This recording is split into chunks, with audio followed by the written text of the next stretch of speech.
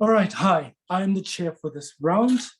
In the motion that states, in instances where state directives are harmful to certain communities, this House believes that it is legitimate for police officers to disobey these directives. So the rules are the same 7-minute speeches. If you have a point of information, speakers, as you begin your speech, do introduce how you would like to take your points of information, whether unmuted or through the text space. Speakers, please do not badger other speakers. And with that being said, I'll let my panelists quickly introduce themselves. And after that, we can move into the debate with Prime Minister giving us the first speech. Yeah. Hello guys, my name is Precious and I'm going to be a panelist for this round.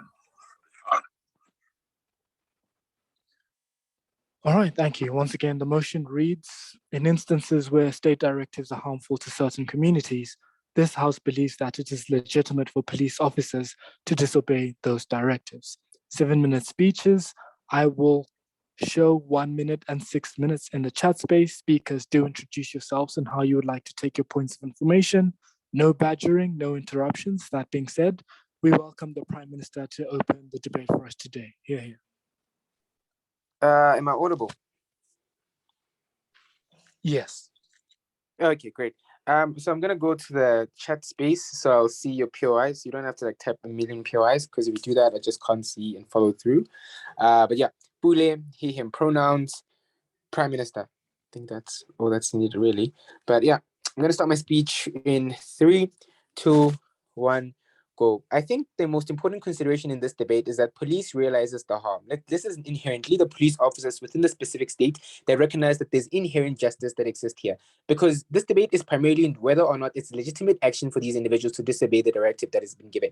What do states' directives really look like, and to what extent do they exist? Oftentimes, these societies in which we speak about are either conservative societies or anti-social considerations that are taken by the government. So the government does act in a way in which people don't necessarily subscribe to it, as said in the info slide, or secondly, they might be acting contrast to the shared values and considerations that people have. For example, establishing communities which are very much homogeneous in the very fact in terms of trying to create social integration. So those are the states in which we think exist here. This a very good example is the state would often have a state directive that looks like, specifically in this debate, that looks like building specific considerations based on a capitalistic incentive, or for example, corruption or fraud or power holding, or even in the best case scenario, when they use the police officers as to weaponize society. For example, having legitimate protest and the government deciding that you need to stop the protest, even though there's a legitimate cause and factual cause for those considerations. For oftentimes, these certain communities look like minorities or vulnerable, but in this debate, we're more than willing to also accept in instances where certain communities are inherently vulnerable, but the state acts in such a way that it makes those individuals vulnerable or face some form of harm. We think that juncture is very important.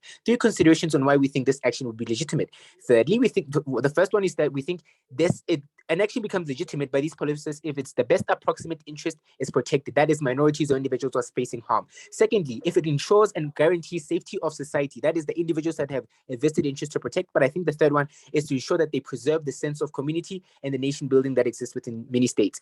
Police officers in this debate looks like individuals who are civil servants, obviously, but I think there are 3 key features that these individuals have. The first one, they have an inherent role that exists beyond the oath in which they take for them to conserve and protect individuals and society at all costs. Secondly, is the powers and barriers in which they've created for them to have a protective incentive for individuals that exist in society. But I think the last one and the most important one here is that there's a moral inclination for these individuals to have a protectionist mechanism that exists for themselves. These key features are very important in ways in which we're going to evaluate this debate in terms of police officers. Why do we think that what is the first argument, and why do we think it's justified for these police officers to simply say, well, fuck you to these state directives? First one is that we think that there's a legitimate action on the basis that these individuals have the ability for them to protect individuals. So obviously, we're not saying that all police officers have an inherent for them to serve society, even if it's for financial gain. There's an inherent burden that exists with you owning office or taking office and recognizing, one, the harm that is in the motion anyway, but secondly, recognizing that the virtue of the office in which you serve wants you to serve individuals at all costs. These individuals are individuals who are facing harm. For example, if people start looting and start like breaking down government walls,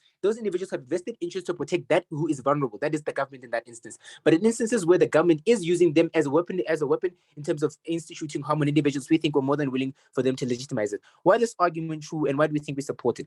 Firstly, there's an inherent burden for all state apparatus, specifically police officers who are middlemen within this society, who have an incentive for them to be protectionist. This exists beyond the oath in which they take, because the ability for them to act as police officers is to serve, to protect all those who are vulnerable. The second reason why this is true is because they have an interest role in terms of to need to fulfill. Like, for example, even if they don't get paid specifically for the instances in which they need to, police officers have a vested interest for them to apply themselves in such a way that ensures the protection of people exists. This means that even in the best case scenario, when the resources are lacking, those individuals have an inherent bias that exists within them that wants to protect people. But even thirdly, and specifically in terms of disobedience, we think there's a potential harm here. And we think that those individuals are people who are most likely going to accept the harm. I mean, police officers go out, don't worry, I'll take you a bit later, Prosper.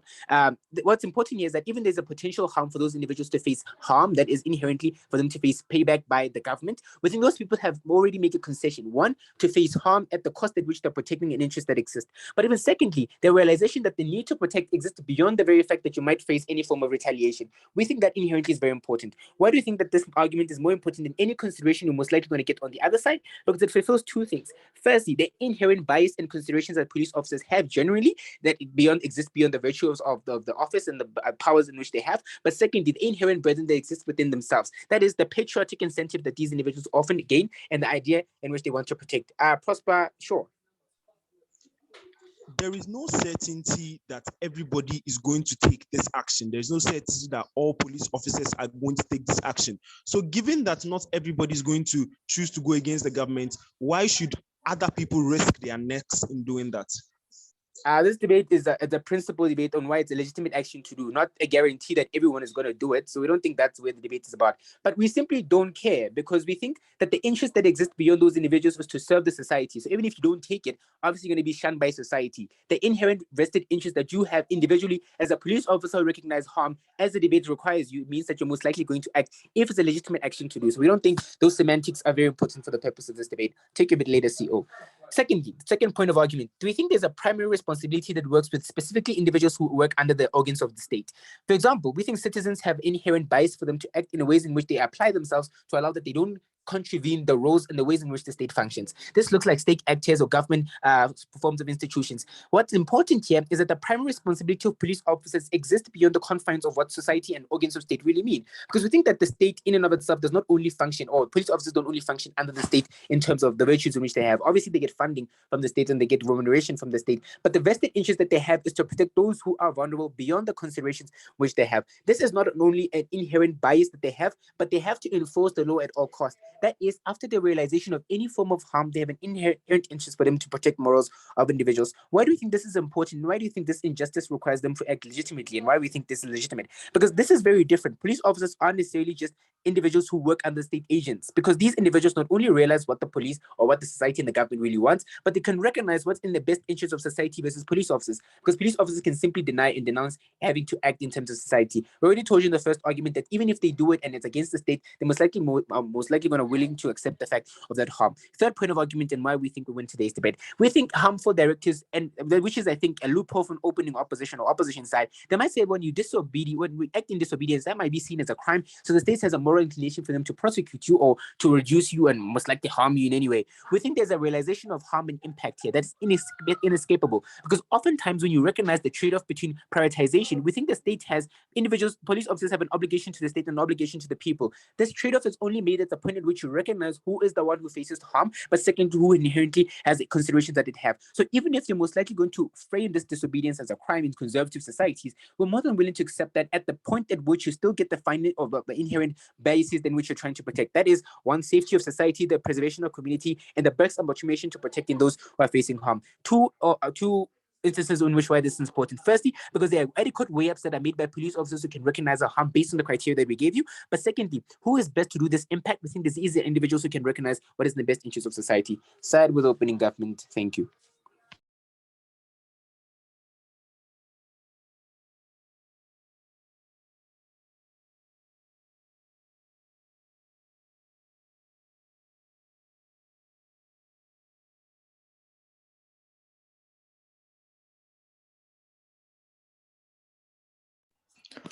All right, we thank the Prime Minister for introducing us to the debate, and now call upon the Leader of Opposition to come and introduce the clash from opposition bench. Here.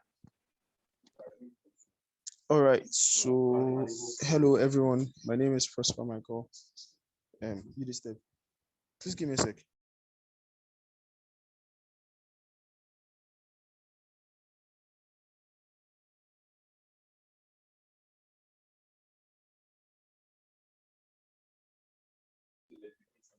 Aye. Yeah, I'm very sorry for that. My name is Prosper Michael. I'm going to be leader of opposition for today's debate. My preferred gender pronouns are male gender pronouns. I'll be taking a POI from both teams if I can, but if I can't, I'll prioritize taking a POI from my good brother Pule. So I'll be starting my speech in a sec. Could you please give me a phone timer?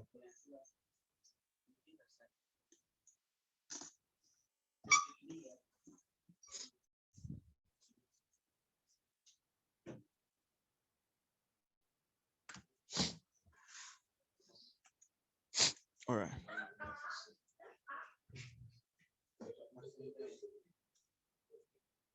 All right, so panel, I think that it's very important we recognize what's unique about today's debate. We need to be able to understand a number of things. First off, we think that running away from a debate by just claiming that, well, it's just a principled debate, we cannot have any pragmatic engagement to the question at hand is very, very fickle. It's very soft line of argumentation. We need to be able to understand exactly what this means because principles in of themselves govern human actions and human actions have pragmatic consequences on individuals. That is why the debate's about harm. If it's all about the principle, we're not going to be explaining and trying to understand the level of harm and whether that harm is insurmountable and what's not. We need to be able to understand exactly the pragmatic outshoots of those principles in today's debate. We need to understand what it means for police officers to say that they do not want to obey the government. But more importantly, we need to particularly engage whether or not there's a more reasonable alternative that's mutually exclusive to what you get from OG in today's debate. I'm going to give you that explanation and I'm going to show you how we win on that regard, more importantly. So first thing we need to understand that in of itself, there's nothing wrong if individuals say that they do not agree with what the state wants to do. Every individual has the right to say, I do not like what the state is doing, I am opting out. However, you should understand that they do that under a certain they do that under a certain identity. They do that as citizens. They do not do that as instruments of the state. We think police officers and the police as a whole serves as an instrument of the state, and we think that to that extent we need to be able to analyze what that means in the grand context of their agency as individuals. We think that outside of that settlement, outside of that context of being police officers, there's nothing wrong with you choosing not to obey the government as a level of civil disobedience. We think that you have that right, you hold that right. But we think that certain rights are like forgone. Certain rights are forgone when you choose to subscribe to certain positions. We think that roles in of themselves come with requirements, and individuals always sign up to these requirements and sign up to satisfying these requirements when they assume said roles. We think when you say you want to opt into being like a military man or being in like the police service, you need to particularly understand that inherently what your role is at that moment is to serve as an instrument of the state. If you think that what the state is doing is something that you do not like, we think the best alternative to go for is to opt out and choose not to be a police and exercise your rights as an individual within the state to particularly engage in that regard. But more importantly, why is this something that we should consider relevant in today's debate? Because we think that we agree that like individuals should be able to like say, I do not like what the state is doing, I do not like what the government is doing, I want to disobey. However, we think that that disobedience needs to come under a certain rhetoric. It needs to come under a certain like atmosphere. We think what you do when you create an atmosphere where police officers can particularly disobey government policies or government decisions is that you have a certain level of anonymity between the individuals that hold or represent the violence or the individuals that represent the coercive nature or the coercive instrument of the state and the state itself. Understand that the reason why the state has been able to perpetuate its power is because it has a monopoly of force.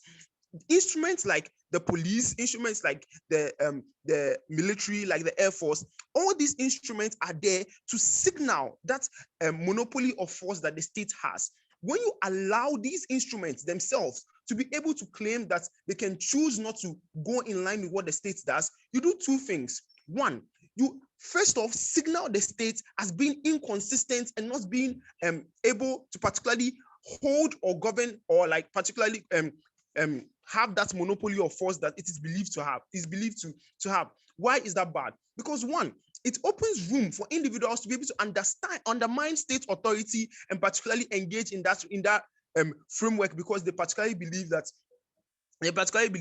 since the monopoly of force that exists as an element of the state is absent, then they can particularly go scot-free with whatever actions they do.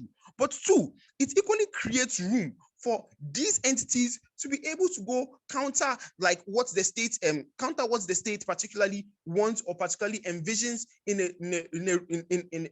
the regard of what's like is established. Why is this particularly bad? We think that in many states, like in many states where these like kind of things happen, are states like African states and largely conflict-ridden states. This looks like states like Mexico, like they said, looks like states like African states where there is rife conflict and there's a lot of misunderstandings that exist within the political structure. What you do is that you open the floodways for things like military insurgencies to be able to take way. Why is that particularly bad? Because it means that to a large degree, you create room for people to be able to manipulate whatever force that they've been granted as an extension of the state to whatever decisions or whatever personal feelings that they think like particularly works in that regard. We think that individuals can oppose the state, but they shouldn't do it within the state frameworks, much less within the frameworks of being like an entity that holds force. But before I continue, I'll take OG. Pule. Okay, do you agree that context dictates? So the KGB hiding families against Vladimir Putin was a justified action for them to do? I don't think that that particularly is even relevant in the grand context of things, because we think that as long as what the state has established is in line with what the individuals who operate within the KGB, that operates within the like state structures that emphasize force and emphasize violence are like doing, we think that that's fine. We think that when there's a disconnect between state policies or state desires and these entities, it is just a recipe for disaster. But more importantly, recognize panel, and this is very important because I don't want anybody to like particularly like strawman what I'm coming to say. We think if you do not like what the state is doing, that is fine. You can choose to quit being in the police service and then go and pursue your civil liberties to claim that you want to be like against the state, you want to express civil disobedience. There's a reason why it's literally called civil disobedience, not like military disobedience. Like it's particularly something that goes in the hands of civilians. When you are not a civilian in that regard and you fall within the frameworks of the military and you fall within the frameworks of like entities that hold force within the state, we think it's particularly bad for it to be granted such power. But more importantly, we think that at that point, you open the floodgates for individuals to, by their own whims and caprices, manipulate the power that has been granted to them by extension of the state, would not buy into such a rhetoric. Very proud to oppose.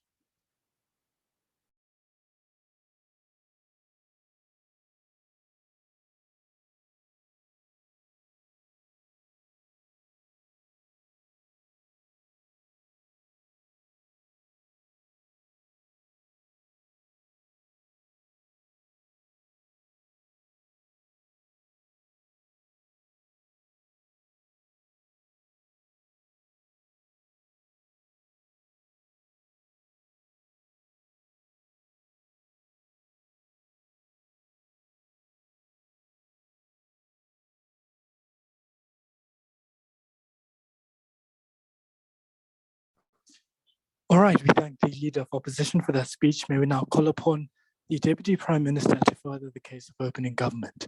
Hear, hear.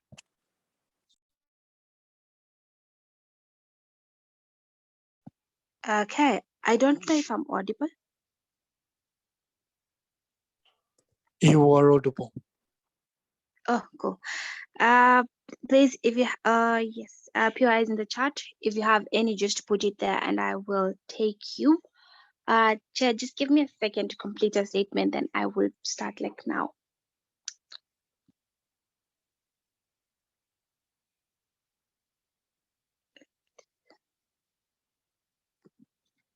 I will start in 3, 2, 1. I think the primary concern of opposition in this debate is to say, well, what about those that actually will choose not to do it? We think that, yes, that is a probability, but that doesn't really impact today's debate. On first layer, Pule tells you it's a principled debate on whether people actually do this or not. Isn't a matter of concession, it's just a debate on whether it is the right thing or not. But just then, right, let's engage them on that front.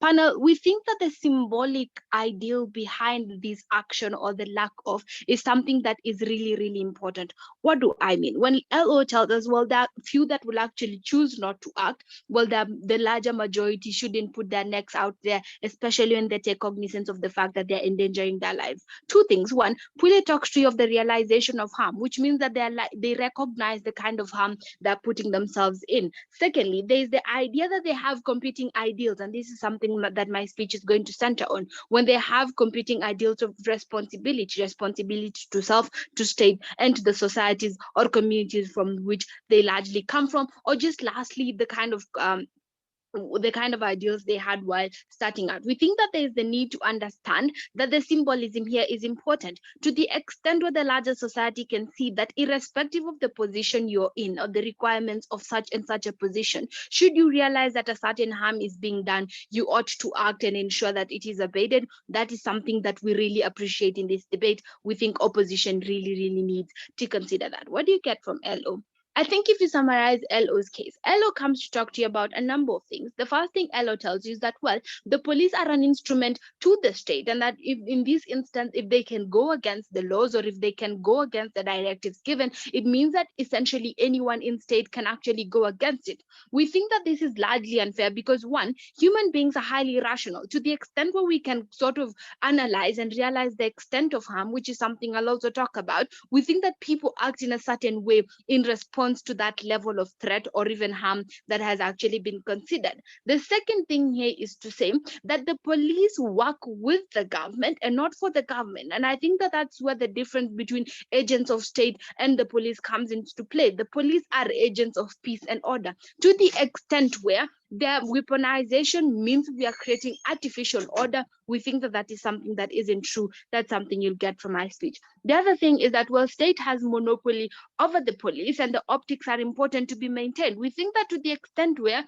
the people that should be benefiting from the service of this police aren't benefiting at any point in time, we think that those optics aren't important. The idea here is simple, panel. To the extent where the kind of money these police actually get is something that is obtained largely from the taxes of these people and whatnot, we think that that is largely important. They say that, well, these police shouldn't be given that much power that they can actually manipulate and stuff. We think that for any opposition team to win in this debate, they have to justify two things. One, why should the state that has such kind of power be in a position where they can manipulate it without proper check mechanisms? And then the last thing is that they need to justify the weaponization of police against a group of individuals that are very high in the vulnerability metric. These are people that can't even protect themselves. We think that those are things that need to be considered. What do you get from my partner before I actually extend? My partner shows you the metric of legitimacy, what it means in this instance. I think the concession here is that we recognize that there's a level of harm against people who can't protect themselves, who the government has sought to sideline for a very long time. The second thing we get from PM is that there is a role that goes beyond the office they hold. We think that when OO comes tell you, well, the office requires this, office requires that. My speech shows you that this is an individual that has to be holistic. Being holistic doesn't mean they uphold one part of their being and at the expense of the other. The last thing is, well, police are being weaponized, and then largely they have interest beyond office, and there is a realization of the level of harm. What are you going to get from my speech? I think a few points of clarity, panel, or just like reinforcements. One, that in this instance, there is a difference between being a state agent and being a police officer. Pule actually talks of that. In this instance, We recognize the police as not soulless robots. We think that they have the ability to weigh what is actually right and what isn't right, and just in accordance with the law, because they are there to uphold the law and not directives of individuals that have done nothing but constantly use them to oppress others. We think in this instance, they are in a position to interrogate whether they can live with the consequences or not. We think what opposition wants in this debate is for individuals to constantly do harm against an individual, a group of people they know can't protect themselves and live with the consequences. We don't think that that is a good place to put these people into. I think the largest argument, the first argument for my speech rather, is to say that there's a holistic way in which we need to view these people. These are people with competing ideals of responsibilities, responsibility to state, to self, and to the communities from which they come from. Panel, when small children say they want to become the police to make the world a better place, we don't think that when they become the police, they have to give up that kind of ideal. That competing ideal always has to be considered. It means that they have a moral compass which allows them to decide what's right and what isn't. We think they've been put on a pedestal where the relationship between the government and the people is contingent on how the police acts. We think that in this instance, the police is constantly weaponized, and I'm going to use that one in the last argument. We think in this instance, the burden requires them to bring all parts of their being together, the police within the human being, the community member, the statesman, and the patriot, under one banner of this is the being, to interrogate how best to deal with that situation. We think for so long the government has been a place of absolute monopoly of power, where they haven't been in a position to be kept in check. Case point scenario here is simple, to the extent where I think, I don't know if I could take a POI. 3, 2, 1. Cool. It's Yeah, protected. sure. Oh, sorry. Okay, sorry. I think in this instance, what becomes important to note is that we increase the likelihood of the government to want to protect. Panel note, in the instance where you would want an animal to be as protective as possible, you threaten their child. What does that mean? You're threatening the monopoly that this government has. Government always has the reassurance that if we do this, irrespective of how morally deplorable it is, the police is going to act in our favor. We think we increase the likelihood of the police to act on two fronts. One, the complacency that the police has had towards the government and these kinds of actions has created a safe space for them to be inactive, for them to be mediocre, and for them to be self-serving, as Pule says. Lastly, we think in this instance, the police are beyond government agents. They create the artificial kind of peace that allows the government to continually work. We think, panel, we need to interrogate these police as human beings. I don't know about my time. As human beings that have will and intellect to sort of act. And in that instance, put them in a place where they can interrogate whether it's true or Your false, time and is put up. them in a place where they exercise their protectionism. Thanks. Hello, am I Right. audible? Yes, you are audible.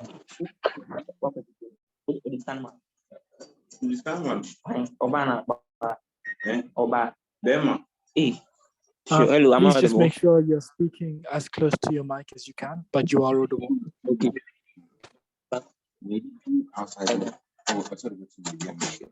Hello, am I audible? Okay, sure. I'm starting in 3, 2, 1. So, panel, today's debate largely dwells on two things. One is the question on the government's monopoly over force in the state and why it is justified. But secondly, has to do with accountability. But before that, let me deal with some of the things that government says that we don't do, that we actually concede to. So the first thing, Prosper never says that police are not human beings. Like, Prosper literally concedes that they are human beings. But then what he specifically argues from the LO speech is, to which extent do we give these particular human beings the ability to be able to counteract what the government is saying? Is it when they are like civil, like where they are like just like everyone else in the society, or where they are extensions of the government, right? We see, like Prosper tells you, if you think that the government is bad, you can always resign. Like, that particular option is there. They don't respond to this as to why you should not resign, but you should still stay there in the bad government just so you can protest by opting out of a particular operation, right? They don't engage this particular idea. I challenge CD to be able to engage why they should opt out of like their civil rights just so they can exercise it elsewhere. But then the second argument that they argue is like on the idea of legitimacy, right? So legitimacy does not exist in a vacuum, right? So legitimacy, whenever we consider legitimacy, right, exists on its accessibility to people and the impact that it has on other people. And so, for example, when you see that, well, it's illegitimate to kill, mean that the consideration here it's not existent in a vacuum, but it's considered like it's being weighed on the balance of if we say that it's okay to kill, how many people are going to use this and what are the impacts that is going to have on our society? Are you going to have a world where society is progressive, or are you going to have a world where like society collapses in this particular instance? They cannot be the ones that say that, well, legitimacy only happens in a vacuum and we should not engage that debate. That's a terrible debate to have. We are not going to like necessarily have this, but they make several assertions, right, that they should not give up their rights because they became policemen. They don't give any justification to it. The counter justification is what you get from the leader of opposition speech. When Prosper tells you that you are an extension of the state, that's why we say that the state has monopoly over force. And so in that particular instance, you're supposed to act in directive with what the state wants. If you think it's bad, you can resign. But at any point in time, because you are now an extension of the state, it is not possible for you to be able to like opt out in that particular instance. Like we see these things happening all the time, where specific agents of the state, probably in high-ranking offices, like when they want to protest against the government, they don't just say like they are retracting from their duty, but then they either quit the job and announce publicly that I'm quitting because of these things, but then they don't stay in the government and what the government what they want to do. And then when like obviously the government needs them the most, they then decide to opt out and still occupy their position and then take their salary. They are being paid because they work for the government, not because like they are citizens. Because if whatever that they're saying is the truth, then everything is them to be paid, right? But because you work for the government, that's why taxpayers' money are being used to pay you. In that particular instance, there's a higher burden on you. Like Prosper tells you, you are able to what we call it. You're able to sacrifice some of these rights, you're able to access that responsibility. But secondly, is the question, like, so they say, like Becky says, well, you work with the government and you don't work for the government. This is particularly frivolous because that's the idea that has actually caused a lot of coup in African states, because at the point in time where the military decides to dissociate from themselves from government, that is when they take up arms and rise against the government because they want to protest as the military who is working with the state. But to larger instances, like states where that particular idea of state monopoly over force has been entrenched, where the state actually controls the military, we see that these things are less likely to write about, because the idea is that you are working with this, like you're working for the state and you are an extension of the state and you should obey your directives. You can resign if you want. But for the many instances where the military have recognized that, well, we work with the state and we are not for the state, it means that they challenge the state in that particular instance, and that's what Prosper argues out to your speech. And so we realize that it is very terrible for you to be able to give power to like specific individuals, because this is the thing. Unlike the normal citizenry that can use their civil rights to protest, one, as a policeman, you have like certain info on how the country can collapse. But secondly, as a policeman, you are privy to certain peculiar detail that is able to like cripple the government, etc. So it means that to the extent where you have that access to that higher rights or that higher rights of information that's not private to any other citizen, like there's a trade-off that you have to give off other rights. If you want to access it, then it means that you make that particular trade-off. If you give them that, like the poor Prosper talks about, it's one that can cripple the nation and destroy the balance we have. Example is seen in the coups that have happened in Africa. What then, and Michael, what should you do with this debate on? So one, on the monopoly of force, is it justified we give the state like monopoly over force? Because the question then is, the answer to it we provide from our side is yes, these guys do not provide like any response. They just say that, well, they should work with the state and not for the state. Not necessarily the state control the machinations that is supposed to like operate the state. And so in that particular instance, when they employ these particular people to work like under their jurisdiction, mean that they have a system where they are ones that are able to direct them, to tell them what to do and for what particular purposes in that particular instance. And that's why we say the state has monopoly over force. It becomes a facade in their world when they say, oh, the state, you should give individual policemen the power to be able to like reject the laws that the state or the directives that are given to them by the states. But before that, any POI from closing government. Opening government. Okay. Why can't they remain in the service as anyone else would actually and still be instruments of change within service on a symbolic or a practical front?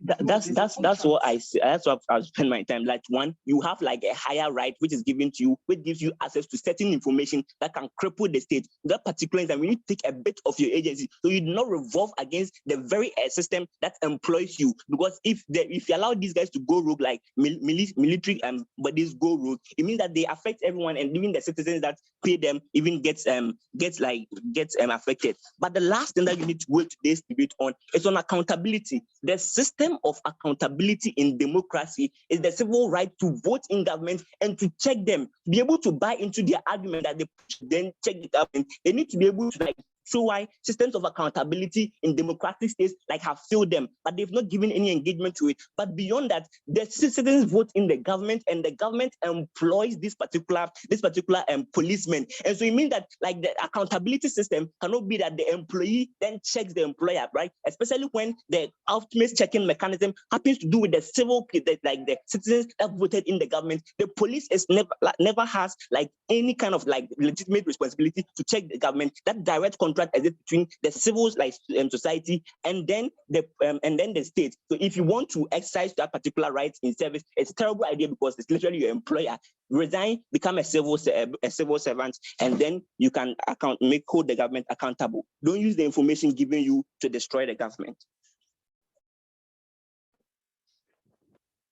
All right, we thank the speaker for that. We now call upon the member of government to continue the case for government bench. Here. Okay, so if I'm clear, POIs in the tech space, I will constantly be watching that. And well, preferred pronouns, not in particular, but he or him should be fine. Let's see, just a moment to get a few things organized. All right, so if we are clear,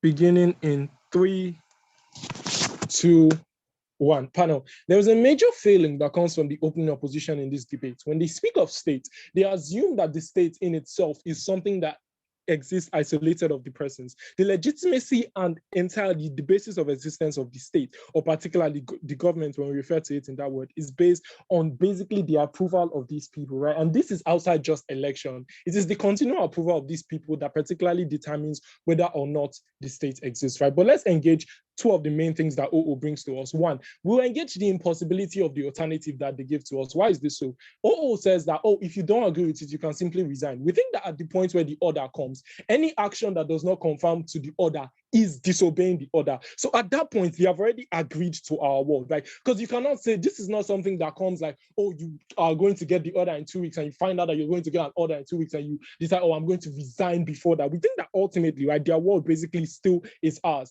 At the point where the order comes, what we are then saying from government is that it is legitimate for the police to disobey this order. We do not, of course, government did not go as far as saying how this disobedience is going to come from, which if it is simply disobeying the order as in refusing to perform the order, or if it goes as far as, okay, I'm not doing this order and I'm not going to be part of this government. We think that OO's case basically goes into the entirety of what government says. Well, let's engage on the monopoly of force, right? They said that state has a certain monopoly of force, and this is somehow good. We think that ultimately the advantage of the police system and the advantage of the state are the utilitarian benefit that it gives to the society. That is to say, at the point when a state no longer gives benefits to this person, or at the point where the state itself or the police itself becomes an instrument of oppression, this monopoly of force is one that we ultimately reject. Why is this so? We think that ultimately, right, it is not as important for state to have power if that power is not going to be used in the interest of the state. This is very similar for the police, not only for the fact that these people themselves have a certain responsibility to state, but to society, but essentially because they themselves come from the society itself. We're going to show you on two bases why ultimately this action is most legitimate, even for the police, on the basis of state. Panel, two major points of argumentation. Whether if we consider that the primary responsibility of the police is to the persons, which ultimately is what the majority of opening governments has argued, we believe that it is legitimate for them to act in this way and basically disobey these orders. Why is this so? We think that one, ultimately, these people are part of the society, right? This is something that is exclusive to closing government, right? They exist within the society. What then happens at the point where these police officers decide to obey orders, which they willingly know and is visibly obvious to everyone that are very much against the public identity or very much going to cause harms, as OJ has already told us. What then happens is, apart from the isolation factor, they are most likely to face certain societal backlashes, right? So this is things like isolation, things like possible death or offense to them and people within their families. We need to engage the fact that the legitimacy of the action of the police has to be on the basis of the benefit that it contributes, right? But if we do assume that the main responsibility is to states, which is ultimately something that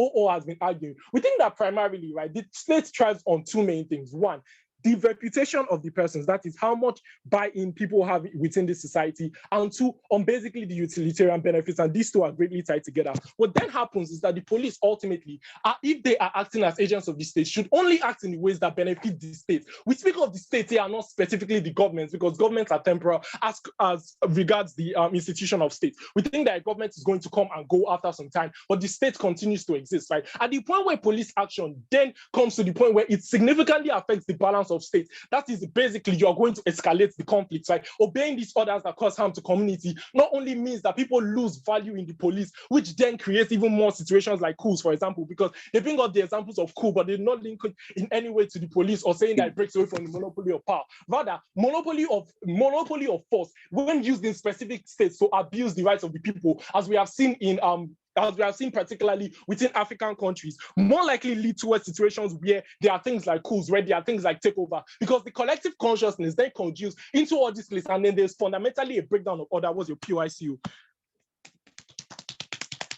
Yeah, presumably, I'm unclear as to why you are going to get enough defections to actually obedience only exists under I can't hear. Both of you are speaking at the same time. I really can't hear you, right? But what are we giving you basically? We tell you how essentially, right, the goal of the police should be one, protecting persons. Like, makes this job easier for us, right? They say the legitimacy of an action is based on impact and accessibility, right? So what exactly are the impacts of this action when they fundamentally decide that they are going to disobey it? We think that it prevents a sort of fundamental unity that is essential to the society. It no longer presents a point where the people that rule and control society or affect social orders are viewed as being distant. Why is this most important, right? Because ultimately, that is what determines whether or not the state continues to exist. That is what determines whether or not the police and all these other people get by or continue to exist. And that also is what determines what is best for the people within the police systems, right? Because then it then means that when they are closer to the persons, they are able to get more benefits from these persons. And apart from that, the state is able to exist more and more, and right, we see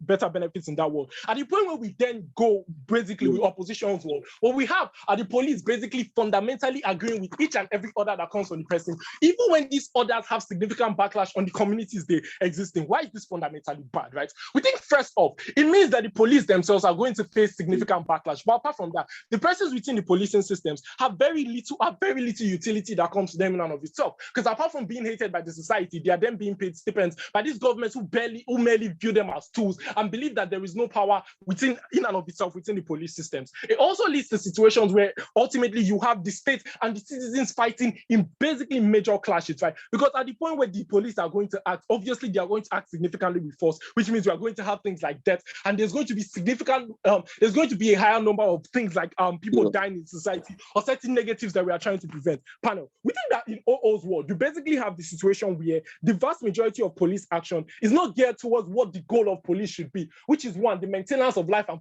property, which we tell you is obviously going to be breached at the point when the police are going to act in those ways, and ultimately the government, as has already been characterized in the entire of the opening half, is fundamentally like wrong or tends towards violence and these other things. We think that you are going to have death, and that immediate effect fundamentally takes away from everything they are going to say. We think that what's most important is how to preserve these goals, and that is what determines the legitimacy of the police, right? But ultimately, we think it significantly also takes away from the welfare of persons, as these people are then socially excluded from the persons. We think that the ripple effect not only affects the police in and of itself, but as persons. We already tell you how these people can never, and OG also says these people can never be divided from the fact that they are persons in and of itself. But it creates the kind of societal narrative that then allows the government to continue to perpetrate these evils, right? Ultimately leading to a position where the police force is crippled, right? Or is basically turned into a sort of militaristic force. This sort of power that then disconnects the police from the people is even more likely police to cause things like coups, because the police view themselves as having certain autonomous power, or view themselves as the basis of existence of the state rather than the people, which then means that they are going to backlash against the government. We are proud to propose. I'm so sorry. My partner got kicked off the Zoom call. She's currently trying to rejoin. Can we take a couple minutes and just wait for her?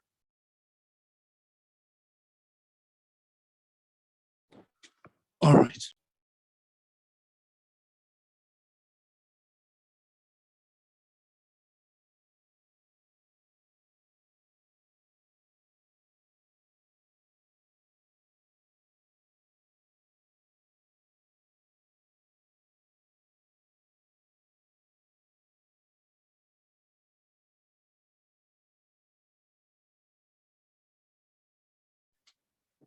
Was there a specific reason as to why she was kicked off the call, or was it a technical challenge on her side? Unclear, but I'm going to assume it's technical because I'm trying to reach her and I'm not getting much of a response. So just give us a couple minutes, we'll figure it out. If not, I'll iron, but hopefully it doesn't have to come to that. That's all right. There's a 5 to 7 minute allowance for speakers who disconnect, so we'll give us some time.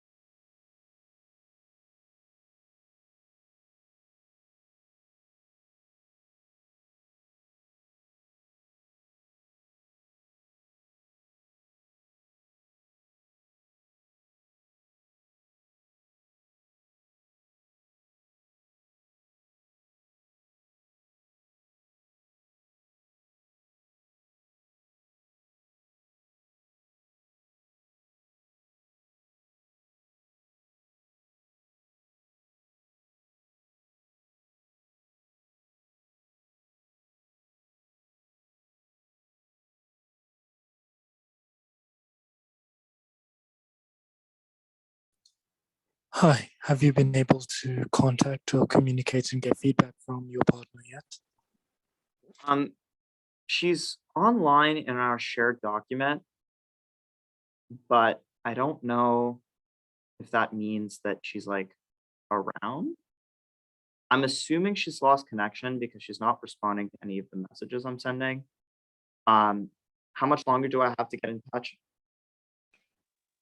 You have about 4 minutes, so we'll give you that time. If not, you may have to begin, and if she joins us throughout the course of the debate, she can go after you or you can iron. Yeah, all right, thanks. I appreciate all the time that you're given.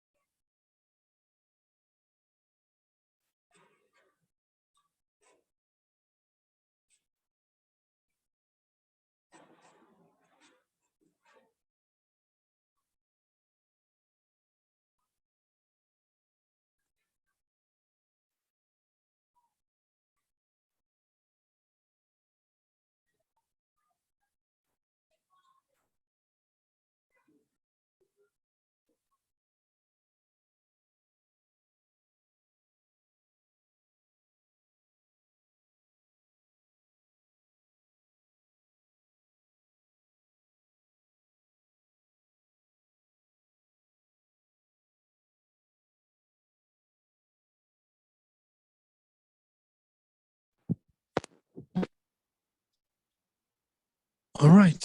In the interest of time, if your partner is still unreachable and unable to give a speech at the current moment, I'm going to have to ask you to go first, and you can decide if she's available later on, if you want her to go second, or if you would like to.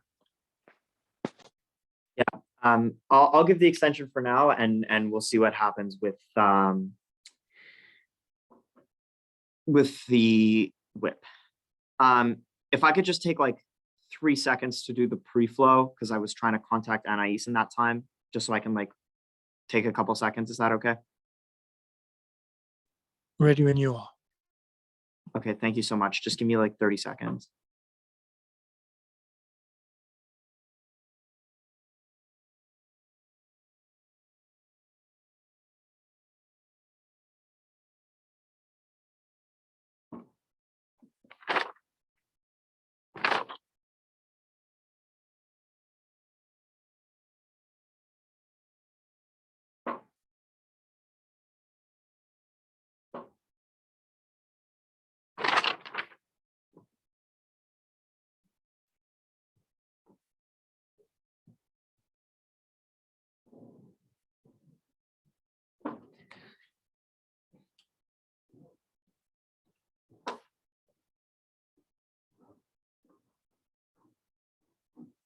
All right, I'm so sorry for the delay, everyone. I'm gonna take POIs in the chat. Oh yeah, in the chat if possible. I'll do my best to check it.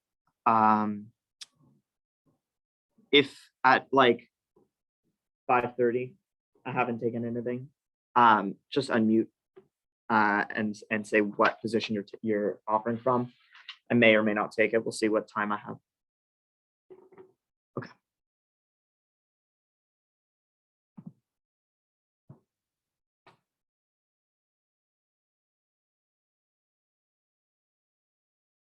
I want to be very clear in this debate.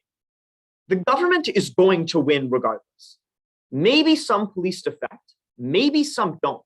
But at the end of the day, the government still has a, quote, monopoly on force, as O talks about it, because they have the army behind them.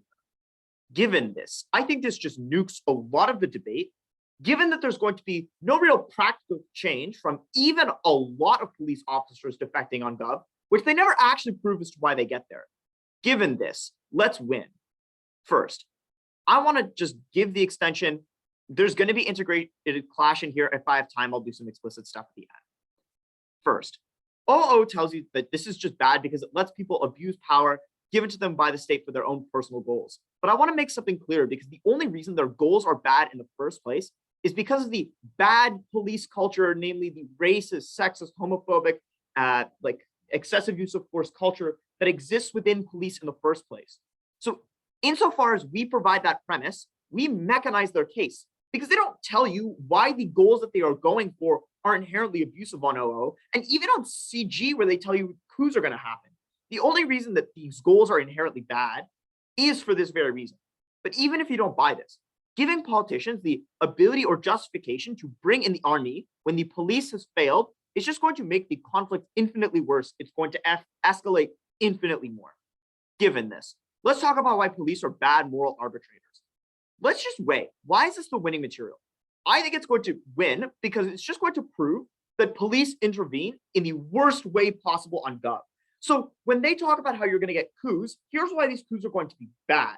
But on a principled basis, this also wins because these are a few selected individuals that are beating out any sort of contract that may or may not exist on government.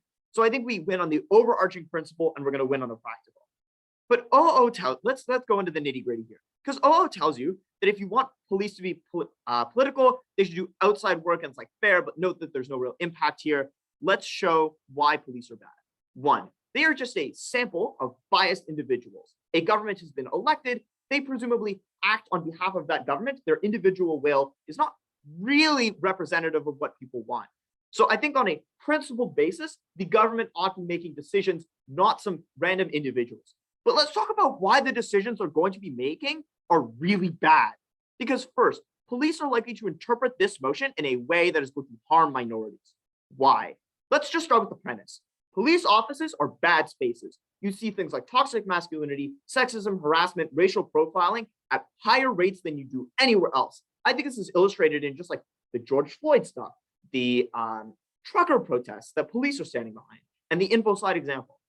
Given this, the police officers themselves have likely self-selected into being in the police in the first place. You self-select into this toxic culture. OO tells you you have the capacity to step down, but realistically, OO lacks nuance. You are just never going to take this job in the first place. So this tells you why no one is going to actually take any alternative action on government, nuking their prag. But I think you're also unlikely to act when the state is actually doing these abuses against minorities, because presumably you are brought in and wanted to be a part of this group of abusers. You wanted to be a part of this toxic culture. You wanted to get the tattoo with all of your bros and be a part of the police force. Given this, when is it that you're going to act? You're going to act when you perceive the state is doing wrong. But note, when do you perceive the state is doing wrong? You believe that this is when the directive of like relatively organic progressive policies are coming in of maybe we shouldn't stop and frisk people, or maybe we should use excessive force. But now you believe that the state is doing wrong by this, and because of this, you're likely to intervene to counter this action, and you're likely to disobey these orders and use excessive force against minorities, and you're likely to get more George Floyd instances. But even if you don't buy the self-selection mechanism, there's something else here, which is that individual police officers patrol high crime and minority areas disproportionately more.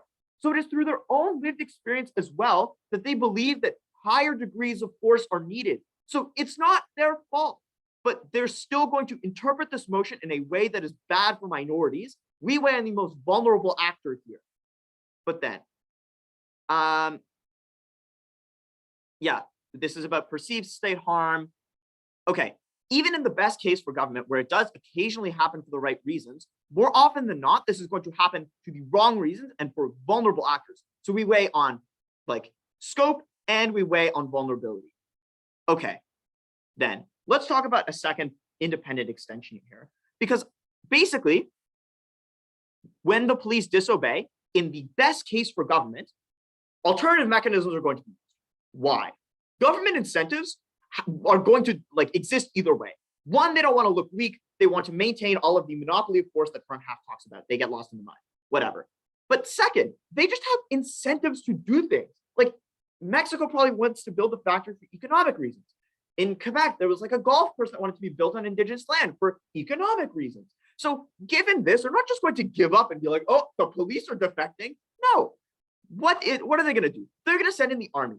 Why? Because they are legally not allowed to defect and can be shot if they do. So they're more reliable than the police are now. But even if you don't buy this, I think they can just do more effective things. Why is this true? Because the army is uniquely willing to use a bazooka on citizens, but the police are not. One, because the police aren't armed with bazookas, but two, the army is trained in using bazookas, so this is just what they know how to do. At least the police are somewhat trained in resolving civil disputes. But three, now the army feels that they've been brought in with a sense of emergency purpose because they know that they're a last resort. But furthermore, I think it just increased vigilante justice on Gov's side, because alt-right people, like the white alt-right population, believes that the police is taking care of things. But insofar as they no longer believe the police has their back, they're going to start doing their own shit before the army even gets there. So now you just get an even greater escalation of conflict here, because now you have these like whitey-tighty alt-right individuals intervening before this conflict can even get to be resolved in the first place. What you get now is more citizen conflict, more citizen violence. This probably just leads to destruction of property, death, etc. But finally, I think governments are just more likely to enact emergency measures, because and this is where you get the CG dictatorship shit, because it is only when the government believes that the police is failing them that they now have a justification to bring in the army and can justify it to their citizens and say, look, the police has failed. This is crisis. Here's how I take power. Proud to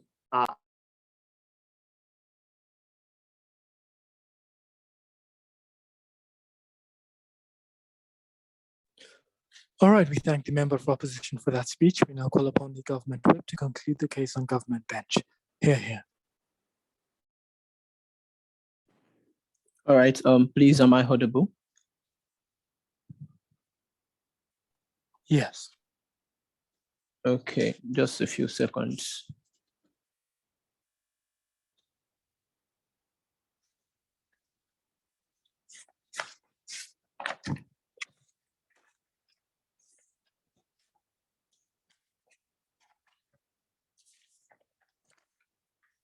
Okay, so if I'm still audible, I'm Odeolaj by name, and I'll prefer my POIs in the text space.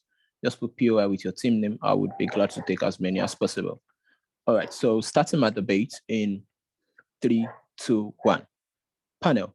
Today's debate necessarily is one that looks at when a person signs up for a job, how much of his right is taken away and how much can he stand for his people rights.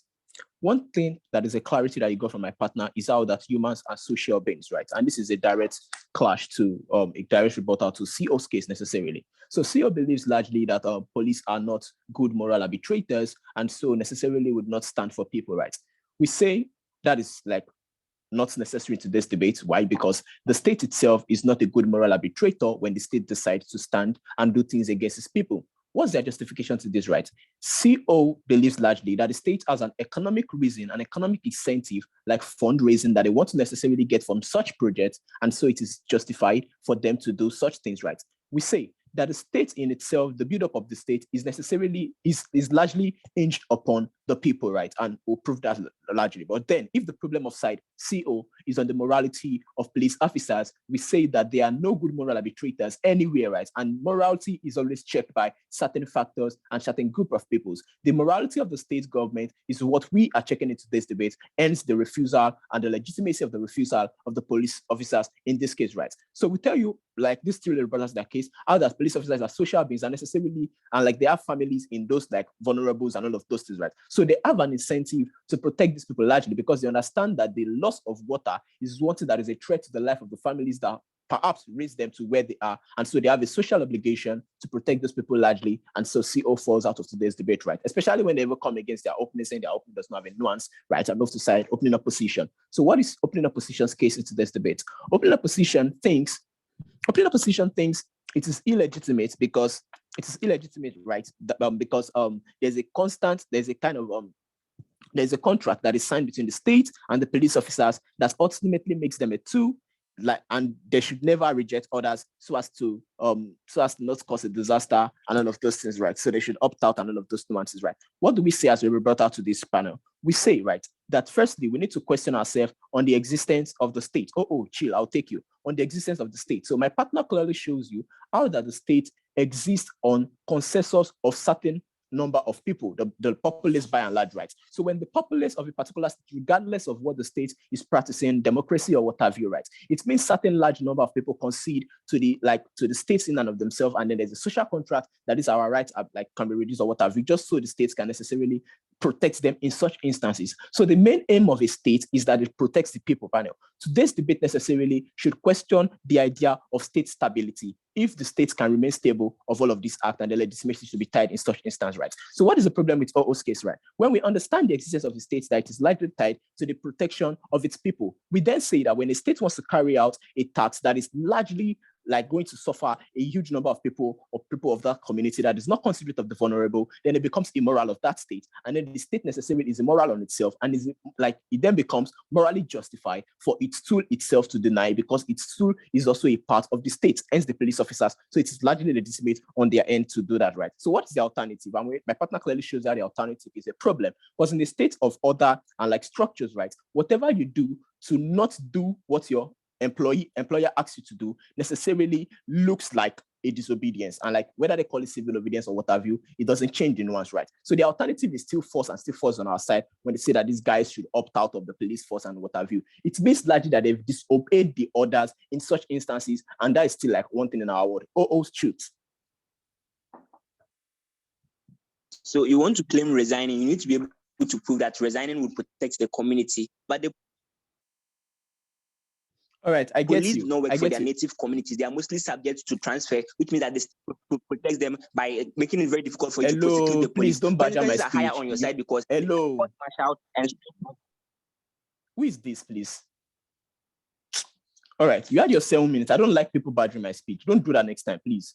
All right, panel. We feel like their case around police officers leaving or opting out is their problem, right? They should come prove that. We say that opting out mechanism that they push towards is necessarily a case of disobedience to the order. And that's one thing we are here to principally prove the legitimacy. So both opposition like falls out of today's debate largely, right? Because that's just one thing we are running. But what do you get from my partner, basically? Well, my partner clearly showed you how that is a principal and a primary responsibility on the police officers' rights to persons, right? So if their case or is POI, right, is that police officers are transferred or whatever, we say that there's still a social responsibility, whether you are transferred or not. Who says that the vulnerable people are transferred? They are still at a particular place. Who knows whether there's people are from this vulnerable state as well? So necessarily, right, this police officer has an origin where he is coming from that causes build up and is socially responsible for the upkeep of these people, and is still like should do that in the best case scenario. What do you get from my partner? What makes us better than our open largely? Our opening tells you about the principal responsibility of police and all of those things, right? But we do better than them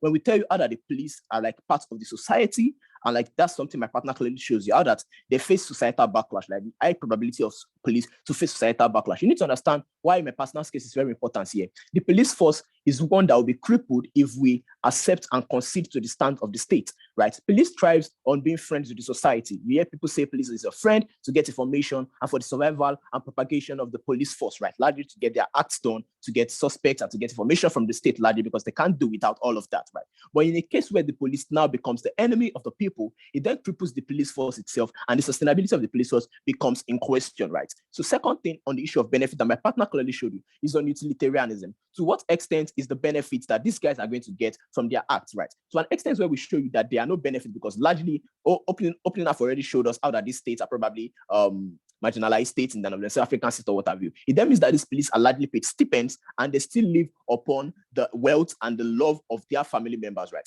In a situation where they now turn their backs against them and have to face them in a clash, it then means that these guys are disincentivized, and the utilitarian benefit that they get in such instances is one that is largely reduced, right? At the end of today's debate, what should be judged is based on two questions, right? What is the stance of the state? Should we be sustainable? What metric is for the sustainability of the state stability, and the benefit for the police force, because they are the main actor in today's debate, largely, right? So we've shown you all of that, how that there is a loss of utility. We've shown you how that there's a possibility for a police-citizen clash, and then there's need for maintenance of life and property, preservation of the sole goals of the police force, which is very paramount, to protect lives and properties of the people, and then largely sustainability of the state, right? To an extent where by the state has failed in protecting the people because of its own intrinsic motive, maybe because of capitalists or wealth, like CEO comes to run, right? We say that the police needs to stand as a check and like say a no to that. There should be no monopoly of power without a check mechanism that necessarily takes the people out or look out of them. And so police are still like individuals. We are glad to win from side CJ.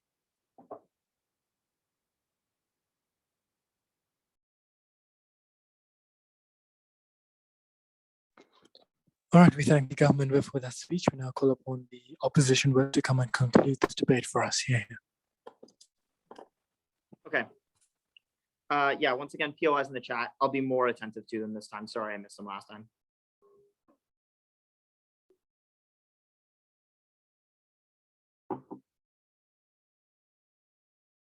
I want to be very clear about why accountability on Gov falls, because both government teams try and give to you some mechanism for accountability. The problem is governments have alternative mechanisms. Either, as I tell you in the extension, they could just bring in the army, or realistically, in response to the government extension, they can just hire other policemen. Given this, there is no world in which you check back on the government by a few individuals stepping out of police, especially when I mitigate the scope of how many police officers are going to be stepping back when these police officers have self-selected into these professions in the first place. Given this, the government has an overwhelming amount of force. No amount of just people pulling out or even people trying to sabotage the government effort is ever going to be sufficient to deter government actions, especially considering that they have a often financial or like election incentive to do whatever they are doing. Given this, all of the accountability stuff falls out. I want to break this debate down into two things. First, I want to dip my toes into the principled mud that is the front half. Then I want to talk about the practical, which is where this debate really sits. First, let's talk about the principle. Because out of OG, we get a couple claims. The first is that you have an oath to your job. No, you're not a doctor. all they did is sign a contract to be a civil servant and to work for the government in some capacity. Presumably, if you want to talk about following your contract is doing what you have been told to do by your employer. If you, at a desk job or at a call center, refuse to take a call, you will be fired. If similarly, and it is principally consistent to take the call or to do your job. If the oath thing is the case you want to run, this falls under our side. The second tenet then is you have a responsibility to do work. But maybe I'm just misunderstanding this point. No thanks to the POI, please in the chat. But presumably, if there's a responsibility to do work, then presumably this seems to be an op principle. Because if you have a responsibility to do your work as it is told to you to be done, op advocates for that. So I'm just unclear as to what the OG principled advocacy is. We get a little bit more nuance when we get into CG, where it's like, the responsibility is on the state versus the citizen, and so you should only act to benefit states, and like this is bad. So now we create more coups. Whoa. How do you get from one to the other here? Because presumably, even if you have a responsibility to one versus the other, here's where the practical versus principle weighing comes in. I care much less about the policeman and his ability to do his job or not than I do care about the minority that they are presumably committing violence against. Why? One, in terms of the vulnerability of this individual, I think policemen often have a more stable job. I think two, in terms of the magnitude of harm, maybe it's bad if a policeman gets fired, but they probably at least have some degree of experience that can get them into other jobs. Where if you're, getting racially profiled in the street and getting thrown in jail on unfairly, this probably hurts your ability to one, get jobs in the future, but two, be able to live a successful life. But to engage with the mechanistic stuff, presumably if there's a labor shortage, someone else is going to take the job of this one policeman. The responsibility to the state versus the citizen is parallel on both sides. It still doesn't get fulfilled. But I'm just also unclear as to how you get a coup, especially considering all of the mitigation and overview I gave at the top of the way. What then is the claim from CO? We say that police are bad moral arbitrators. One, their lived experience is leads to bad decision making. I think if they have unique lived experiences that are different from other people and they act not in a way as to which we would want, this is presumably a reason to principally oppose the motion. No engagement with this from CG. They engage with the mechanism of, the government is elected. Their responses are twofold. One, the state is bad, but presumably the police only work for the state. I'm unclear as to why they're any better, especially considering they've been indoctrinated within the nationalistic rhetoric. But I think that let's weigh their two incentives, because at least the government is at least somewhat accountable to the people via votes. The police are individual actors operating independently now of any government or of anyone telling them what to do, especially if we've analyzed how pernicious their incentive structure is. Presumably, we don't want them acting independently. But two, their second response is social obligation. Presumably, the social obligation is fulfilled from the state through the cops. The cops only have an obligation to themselves. I'm unclear as to why any weighing happens. OG, go for it. Okay, 3, fast. 2, I don't think 1. all police are as racist. Some genuinely want to create change, but beyond that, the competing responsibilities are to be engaged on whether they uphold the law, which is protection of citizens. That is failed on your side. Okay. I'm only going to engage with the first thing. Check the WC manual. I only have to engage with one if you offer more than one. Even if not all police are racist, they are still indoctrinated in this group culture. Even if they're not racist or terrible themselves, they have accepted being involved in it. And presumably, they're not going to act because they know they would be shunned by their coworkers. So if this is the case, it could cost them their job to do this action. I think insofar as you lose the few good cops that you do have on your side, that at least have the capacity to have positive interactions, we still benefit. But even if there are some good cops doing some good things, reference the weighing I give to you in the extension about how there is the magnitude that is worse, how the frequency is worse on our side. Let's talk about the practical here, because OG and CG both talk about accountability. I've nuked that. I want to talk about the OG framing, that is, this only happens when there is harm that is recognized, because there's a nuance here. And the nuance is, it is when perceived harm happens. Because police are still individuals that are subject to human biases as much as OG wants to says this counter threat. Note that it is only when they believe that the state is doing wrong that they can act, because they do not have a perfect moral arbiter where they can plug in a bunch of values and say, this is when I should act. This is also very split-second decision-making when police are often acting off of instinct that gets formed off of their lived experience. But what is that lived experience? It is lived experience that is formed through exposure in high crime neighborhoods with a lot of minorities. So the accountability is bad. This happens in the worst possible instances. What is our counterfactual? We say when there's a loss of trust in police, you get escalation of conflict in terms of death, in terms of violence.